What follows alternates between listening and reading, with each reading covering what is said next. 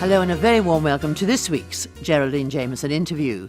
Now, it is a real privilege to introduce my highly talented and instantly recognisable guest today.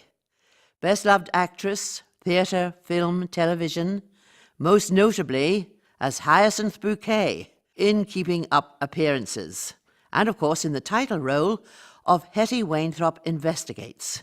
Amongst her credits, she won the British Comedy Award in 1991, nominated for 2 BAFTA TV Awards, 92 and 93, appointed OBE in 1993 and a CBE in 2004. Well, Patricia Routledge, a very warm welcome indeed to the programme. Thank you. It's lovely to be here. It's lovely to be on your programme and indeed to be in Port Erin and on the island again, which I've not visited since 1986. Yes, that's amazing, because I was not really aware before meeting your good self that you had this connection. I think it was through your father. My father came over here and spent the last 15 years of his life. He loved the sea, he knew the island a little bit, and he came for a weekend and he rang me from a red telephone box on the top road here, which they've taken away, I'm rather sad to tell you, on a Sunday afternoon, and said they're selling plots of land and they're building small bungalows. And I just said, go for it. And he was very, very happy here with my dear stepmama. Well, now, I've caught up with you while you've been on the island at our Erin Arts Centre down here in Port Erin, of course, performing Admission 1 Shilling, which tells the extraordinary story of British pianist Dame Mara Hess and her famous wartime National Gallery concerts, keeping morale maintained in London as the bombs rained down during World War II. Tell us a little bit about the production. Well, it's a very simple production. The basic concept is that I tell the story from letters, broadcasts, the odd diary, recorded conversations, remembered conversations with people, and Piers Lane, who is a brilliant pianist, plays selections from her repertoire. And they're very, very carefully chosen. Her great-nephew Nigel Hess originally got the script together, and then 4 of us, Nigel, Piers, a young director called Christopher Luscombe, and myself, would meet and spend wonderful workshop hours with very merry lunches, I remember. So we put hours into the text, and it's such a privilege to tell this story. It's very, very powerful. And I saw and heard Mara Hess play in Liverpool at the Liverpool Philharmonic Hall in the 40s during the war. Not only did she set up the concerts at the gallery, but she shot off every so often to other danger areas that were being blitzed. Just remarkable. I mean, it was £0.50 on the platform in my school uniform, and she was just a few yards away. Never forget it. Well, you must have been very young yourself at that particular concert. Well, thank you very much, I was, but not too young to remember it very clearly. I think you've done extraordinarily well and really set the scene for us. You studied English literature and language at Liverpool University, and you went on to train at the Bristol Old Vic. When did you first decide that acting was the career you wanted to pursue? Well, I don't know. That's a terribly difficult question to answer. I always say that kicking and screaming, I finally faced my destiny.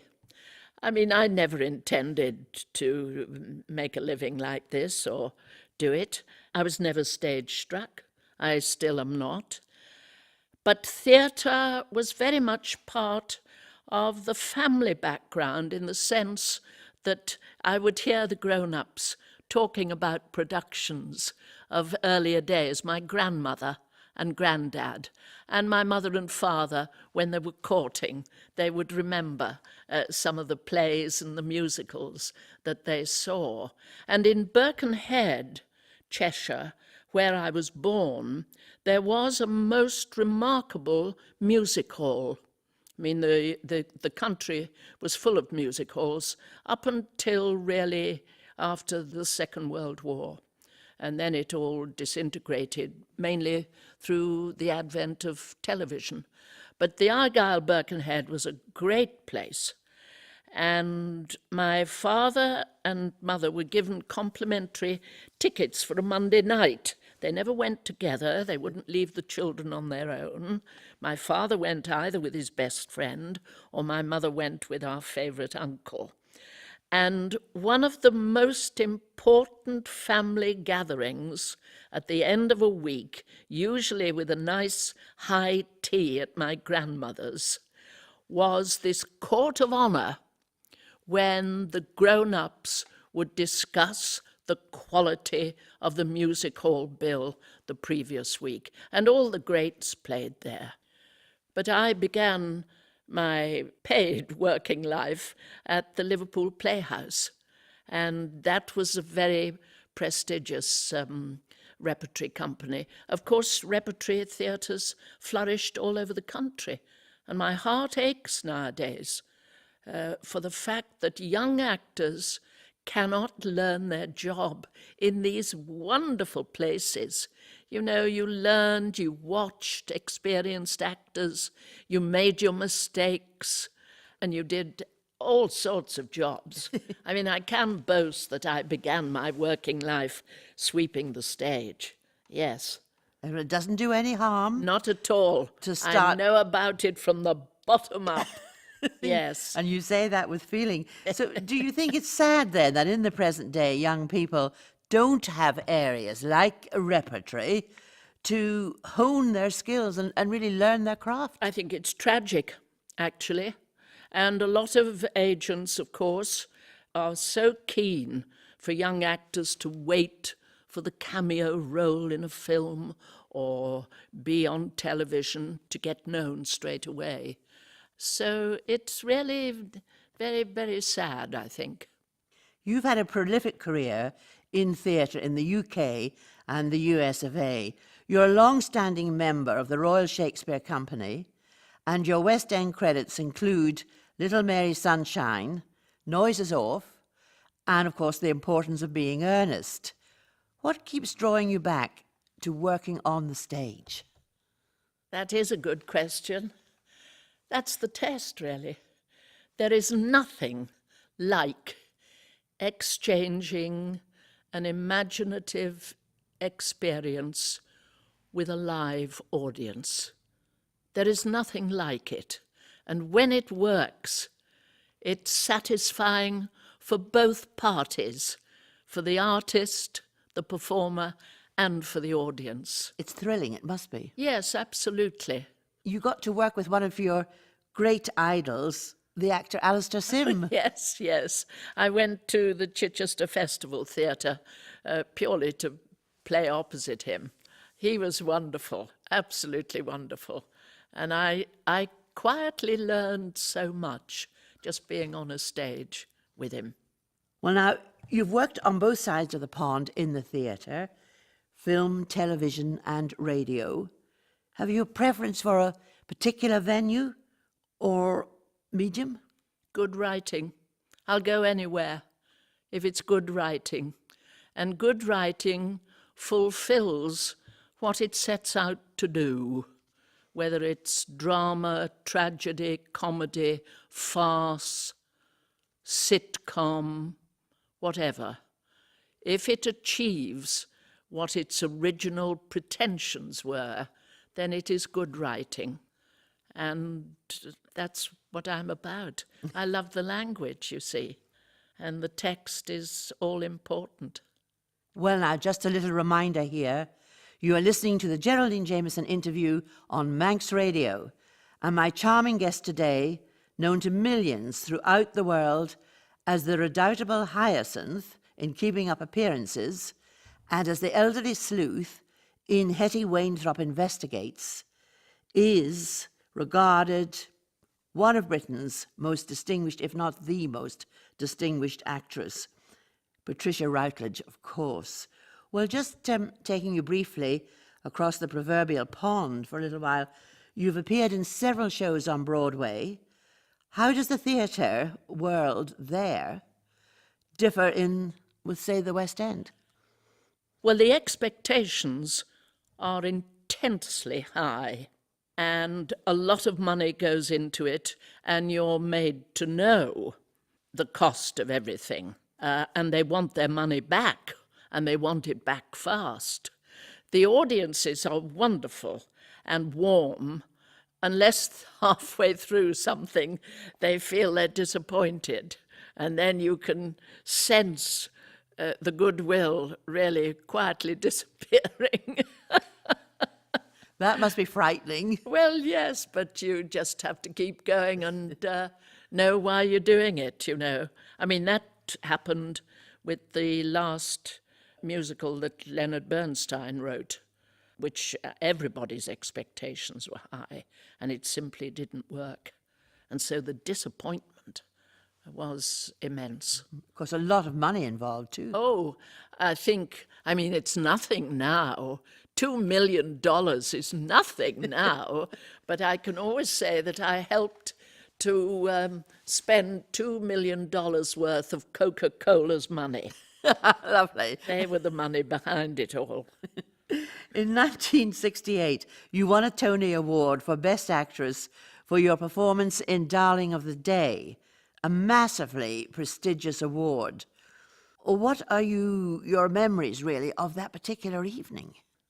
Well, it was a wonderful experience. Again, it wasn't, the piece wasn't a great success. It was based on a marvellous novel by Arnold Bennett, the Potteries writer. And it was called Buried Alive. Bennett himself turned it into a play called The Great Adventure. It then became a film called Holy Matrimony with Gracie Fields and Monty Woolley. And you can pick this up at 2:30 in the morning or the middle of the night. Every so often they show it. A marvellous piece. The best part, of course, is the woman's, not the man's. And then finally, they decided that they would turn it into a musical. I loved every minute of it, and it had a marvellous score by Jules Stein, you know, writer of the Gypsy score and other marvellous musicals. It was a pity. You've worked with them all, really, haven't you, Patricia? You're closely associated with Alan Bennett, performing his monologues, A Woman of No Importance, and from his Talking Heads series, A Lady of Letters, and Miss Fozzard Finds Her Feet. Would you say it's an actor's gift to receive, such scripts from one of the world's most acclaimed writers? Oh, absolutely. Absolutely. I mean, it's the greatest honour you can be paid, really. And he wrote, you mentioned A Woman of No Importance, which was his very first attempt at a monologue. And he wrote it for me. And I remember I'd just come back from America and we were having a conversation and he said, I've written a little piece for you. I'll pop it through your letterbox. And I said, well, ring the doorbell, for goodness sake. It was Christmas time. He said, no, it's only a little piece. It's only about 12 minutes long. Well, it was 45 or 47 minutes long. And I remember that he popped it through the letterbox, and I was coming away here to Port Erin to spend Christmas with my father, and I read it on Boxing Day afternoon, and I was quite overwhelmed by it, because it's about a not very attractive woman who has cancer, and you never know whether she knows or whether she doesn't, and he takes the journey right through. And I've never asked him But he did know that my dear stepmama had lost the battle with a brain tumour, and that I kept flying in and out to support my father, to make it appear that life was going on and there was a future.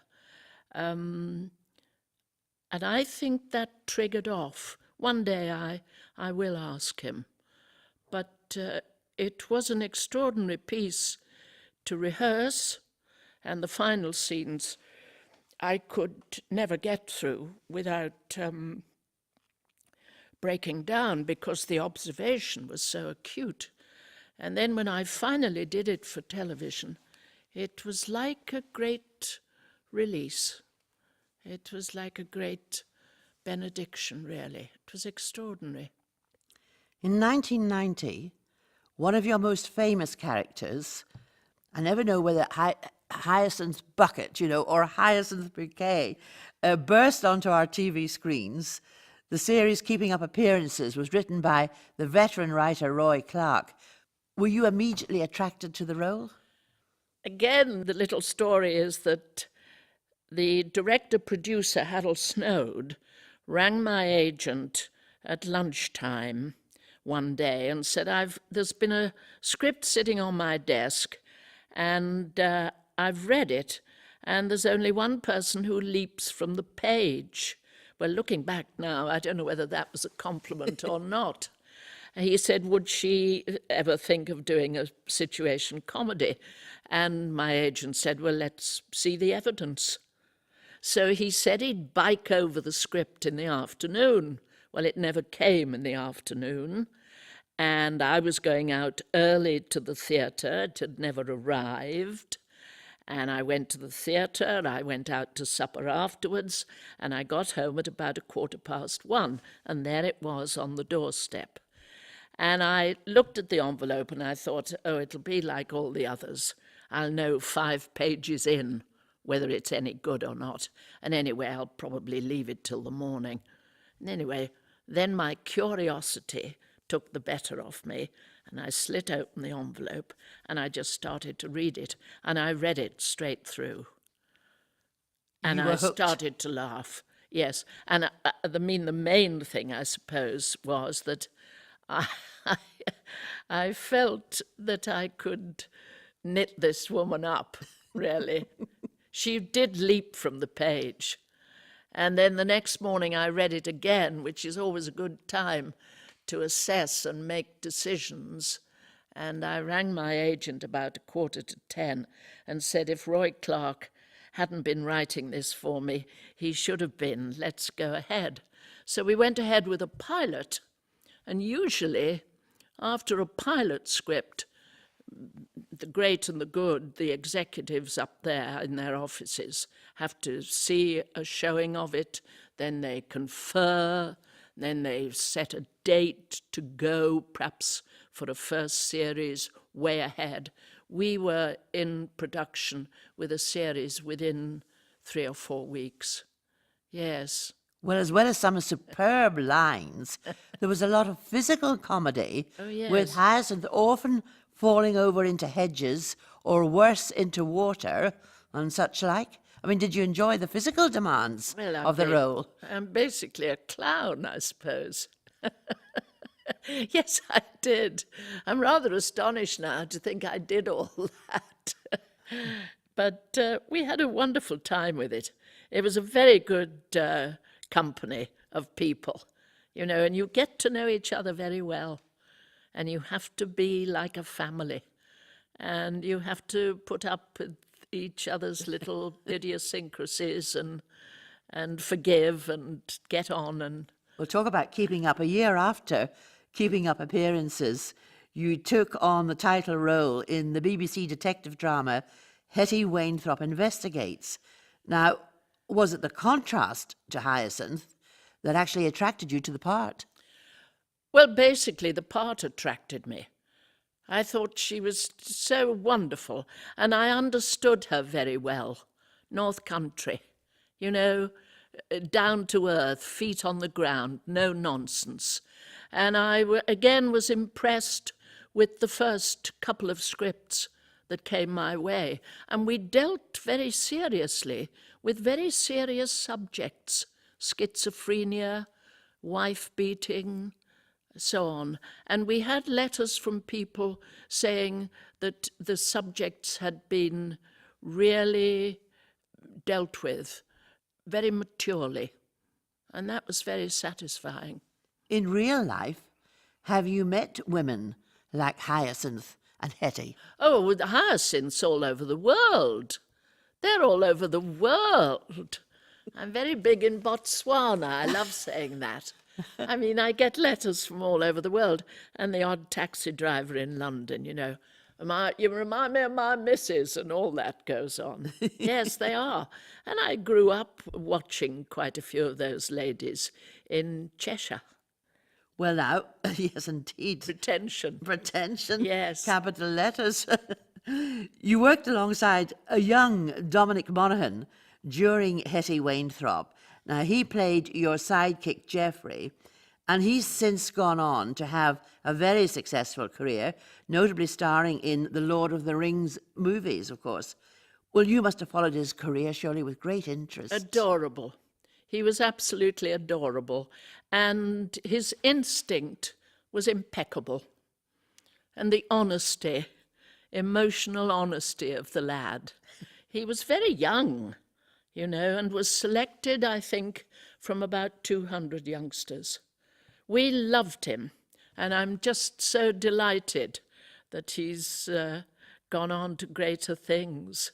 In a newspaper article, I think you were quite critical of the BBC's handling of the series, namely the way they ended the programme.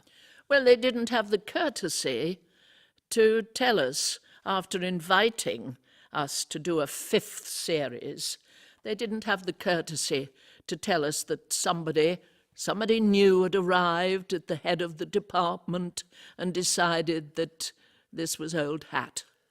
And we had to find out by devious ways that they weren't going to do any more. And people were keeping themselves in the ready. The producer was a marvellous woman. She had her writers, thinking up basic ideas. It was disgraceful. If they'd said 4 series, that's enough, goodbye, fine. No. But no, very poor. Well, finally, you've worked with some of the world's most popular writers and performers, but in the present day, how do you choose the work you perform? Again, the quality of the writing. It doesn't matter who it's by, if it's by an unknown person or an established writer. What is there on the page? Because you start and you end with that, with your service to that. Are there any roles you still would like to perform? Well, I'm not very good at saying that, really. I think the one regret, and I'm not a regretting person, but I would like to have played St. Joan, and I never did that. But I don't sit about mopsing about I can't that. see you being burnt at the stake. I don't know, I'd crisp up very nicely, I think. There wouldn't be a dry eye. Well, Patricia Routledge, alias Hyacinth, Bouquet, Bucket, whatever your fancy, and of course Hetty Wainthropp, it has been a heartwarming experience. Do please come back soon to our lovely island, and thank you very much indeed for joining me on this week's Geraldine Jamieson interview. Thank you. It's been a great pleasure and a great honour, and I shall be back. Thank you.